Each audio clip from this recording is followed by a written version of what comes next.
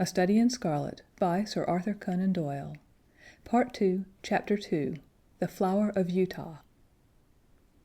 This is not the place to commemorate the trials and privations endured by the emigrant Mormons before they came to their final haven. From the shores of the Mississippi to the western slopes of the Rocky Mountains, they had struggled on with a constancy almost unparalleled in history. The savage man and the savage beast, hunger, thirst, fatigue, and disease, every impediment which nature could place in the way, had all been overcome with Anglo-Saxon tenacity. Yet the long journey and the accumulated terrors had shaken the hearts of the stoutest among them. There was not one who did not sink upon his knees in heartfelt prayer when they saw the broad valley of Utah bathed in the sunlight beneath them, and learned from the lips of their leader that this was the promised land, and that these virgin acres were to be theirs forevermore. Young speedily proved himself to be a skillful administrator as well as a resolute chief. Maps were drawn and charts prepared, in which the future city was sketched out. All around, farms were apportioned and allotted in proportion to the standing of each individual. The tradesman was put to his trade, and the artisan to his calling. In the town, streets and squares sprang up as if by magic. In the country there was draining and hedging, planting and clearing, until the next summer saw the whole country golden with the wheat crop. Everything prospered in the strange settlement. Above all, the great temple which they had erected in the center of the city grew ever taller and larger. From the first blush of dawn until the closing of the twilight, the clatter of the hammer and the rasp of the saw were never absent from the monument which the emigrants erected to him who had led them safe through many dangers. The two castaways, John Ferrier and the little girl who had shared his fortunes and had been adopted as his daughter, accompanied the Mormons to the end of their great pilgrimage. Little Lucy Ferrier was borne along pleasantly enough in Elder Stangerson's wagon, a retreat which she shared with the Mormon's 3 wives and with his son, a headstrong, forward boy of 12. Having rallied, with the elasticity of childhood, from the shock caused by her mother's death, she soon became a pet with the women, and reconciled herself to this new life in her moving, canvas-covered home. In the meantime, Ferrier, having recovered from his privations, distinguished himself as a useful guide and an indefatigable hunter. So rapidly did he gain the esteem of his new companions, that when they reached the end of their wanderings, it was unanimously agreed that he should be provided with as large and as fertile a tract of land as any of the settlers, with the exception of Young himself, and of Stangerson, Kimball, Johnston, and Drebber, who were the 4 principal elders. On the farm thus acquired, John Ferrier built himself a substantial log house, which received so many additions in succeeding years that it grew into a roomy villa. He was a man of a practical turn of mind, keen in his dealings, and skillful with his hands. His iron constitution enabled him to work morning and evening at improving and tilling his lands. Hence it came about that his farm, and all that belonged to him, prospered exceedingly. In 3 years he was better off than his neighbors, in 6 he was well-to-do, in 9 he was rich, and in 12 there were not half a dozen men in the whole of Salt Lake City who could compare with him. From the great inland sea to the distant Wasatch Mountains there was no name better known than that of John Ferrier. There was one way, and only one, in which he offended the susceptibilities of his co-religionists. No argument or persuasion could ever induce him to set up a female establishment after the manner of his companions. He never gave reasons for this persistent refusal, but contented himself by resolutely and inflexibly adhering to his determination. There were some who accused him of lukewarmness in his adopted religion, and others who put it down to greed of wealth and reluctance to incur expense. Others, again, spoke of some early love affair, and of a fair-haired girl who had pined away on the shores of the Atlantic. Whatever the reason, Ferrier remained strictly celibate. In every other respect he conformed to the religion of the young settlement, and gained the name of being an orthodox and straight-walking man. Lucy Ferrier grew up within the log house, and assisted her adopted father in all his undertakings. The keen air of the mountains, and the balsamic odor of the pine trees took the place of nurse and mother to the young girl. As year succeeded to year, she grew taller and stronger, her cheek more ruddy, and her step more elastic. Many a wayfarer upon the high road which ran by Ferrier's farm felt long-forgotten thoughts revive in his mind as he watched her lithe, girlish figure tripping through the wheat fields, or met her mounted upon her father's mustang, and managing it with all the ease and grace of a true child of the West. So the bud blossomed into a flower, and the year which saw her father the richest of the farmers left her as fair a specimen of American girlhood as could be found in the whole Pacific slope. It was not the father, however, who first discovered that the child had developed into the woman. It seldom is in such cases. That mysterious change is too subtle and too gradual to be measured by dates.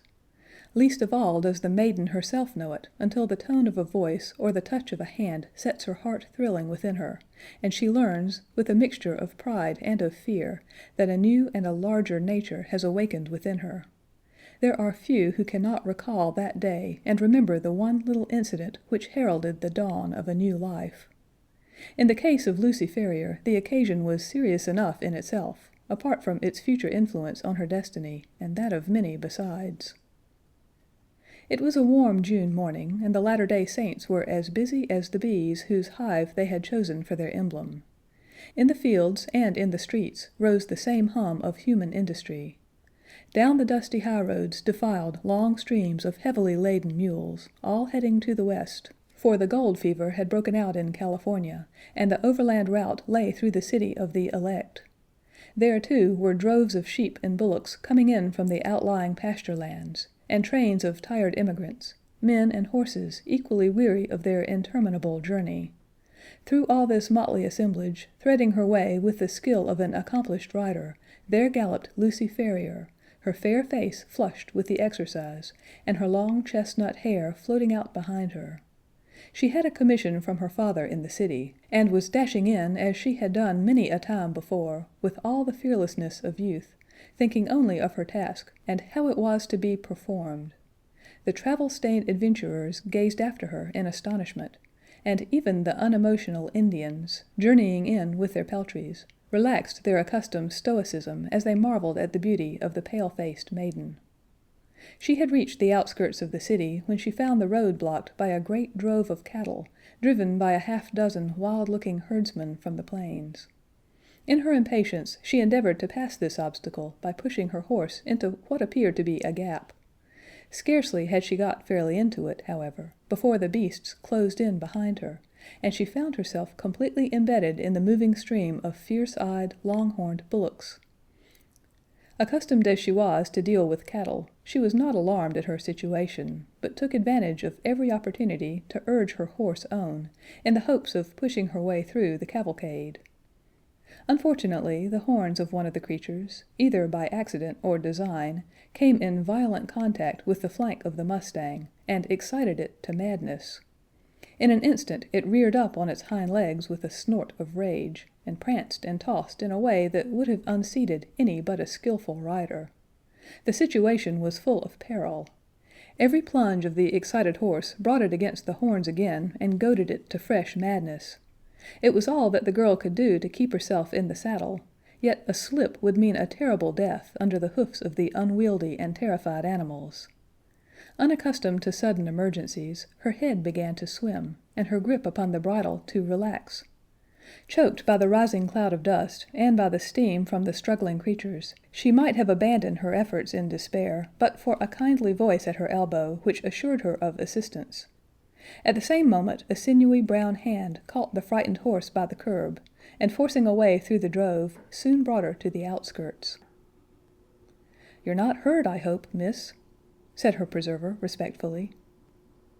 She looked up at his dark, fierce face and laughed saucily. "I'm awful frightened," she said naively.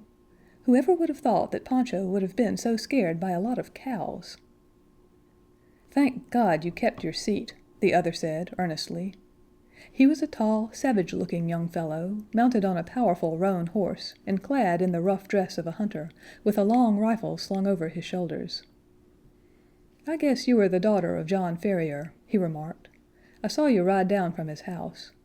When you see him, ask him if he remembers the Jefferson Hopes of St. Louis. If he's the same farrier, my father and he were pretty thick." "Hadn't you better come and ask yourself?" she asked demurely. The young fellow seemed pleased at the suggestion, and his dark eyes sparkled with pleasure. "I'll do so," he said. "We've been in the mountains for 2 months, and are not over and above in visiting condition. He must take us as he finds us." "He has a good deal to thank you for, and so have I," she answered. "He's awful fond of me. If those cows had jumped on me, he'd have never got over it." "Neither would I," said her companion. "You? Well, I don't see that it would make much matter to you, anyhow. You ain't even a friend of ours." The young hunter's dark face grew so gloomy over this remark that Lucy Ferrier laughed aloud. "There, I didn't mean that," she said. "Of course you are a friend now. You must come and see us. Now I must push along, or father won't trust me with his business any more. Good-bye." "Good-bye," he answered, raising his broad sombrero and bending over her little hand. She wheeled her Mustang round, gave it a cut with her riding whip, and darted away down the broad road in a rolling cloud of dust. Young Jefferson Hope rode on with his companions, gloomy and taciturn. He and they had been among the Nevada mountains prospecting for silver, and were returning to Salt Lake City in the hope of raising capital enough to work some lodes which they had discovered. He had been as keen as any of them upon the business until this sudden incident had drawn his thoughts into another channel. The sight of the fair young girl, as frank and wholesome as the Sierra breezes, had stirred his volcanic, untamed heart to its very depths. When she had vanished from his sight, he realized that a crisis had come in his life, and that neither silver speculations nor any other questions could ever be of such importance to him as this new and all-absorbing one. The love which had sprung up in his heart was not the sudden, changeable fancy of a boy, but rather the wild, fierce passion of a man of strong will and imperious temper. He had been accustomed to succeed in all that he undertook. He swore in his heart that he would not fail in this if human effort and human perseverance could render him successful. He called on John Ferrier that night, and many times again, until his face was a familiar one at the farmhouse. John, cooped up in the valley, and absorbed in his work, had had little chance of learning the news of the outside world during the last 12 years. All this Jefferson Hope was able to tell him, and in a style which interested Lucy as well as her father. He had been a pioneer in California, and could narrate many a strange tale of fortunes made and fortunes lost in those wild halcyon days. He had been a scout, too, and a trapper, a silver explorer, and a ranchman. Wherever stirring adventures were to be had, Jefferson Hope had been there in search of them. He soon became a favorite with the old farmer, who spoke eloquently of his virtues.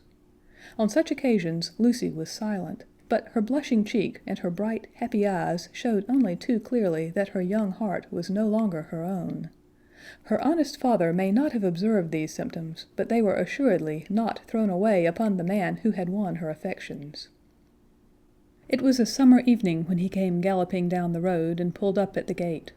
She was at the doorway and came down to meet him. He threw the bridle over the fence and strode up the pathway. "I am off, Lucy," he said, taking her 2 hands in his, and gazing tenderly down into her face. "I won't ask you to come with me now, but will you be ready to come when I am here again?" "And when will that be?" she asked, blushing and laughing.